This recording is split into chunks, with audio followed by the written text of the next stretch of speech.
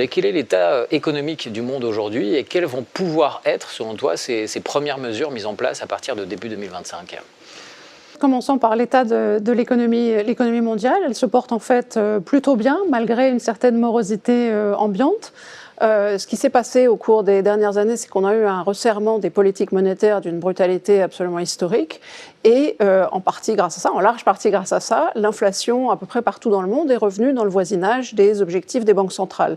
Et ce qui est remarquable, c'est que ça s'est produit sans casser la croissance. La croissance a vraiment résisté et les taux de chômage sont à des niveaux historiquement bas à travers le monde. Alors, concernant Trump, qu'est-ce qui nous attend ? Alors, ce qu'il y a de nouveau, c'est d'une part, il est beaucoup mieux préparé à l'exercice du pouvoir. Ouais. Il a pu constater, non sans frustration, lors de son premier mandat, qu'il y avait finalement, aussi bien dans son équipe que dans l'administration, des forces, je dirais, équilibrantes, des garde-fous. Bon, cette fois, il a bien l'intention de ne pas se laisser encombrer de garde-fous, et on voit bien qu'il a commencé à un rythme assez rapide les nominations à des postes clés, notamment au poste économique, mais pas seulement. Donc, on peut s'attendre à une mise en œuvre, je dirais, sans entrave, finalement, de son programme politique. Et puis, je dirais, c'est peut-être encore plus important, l'économie dont il va hériter au mois de janvier est très différente de celle qui existait quand il a pris les commandes en janvier 2016.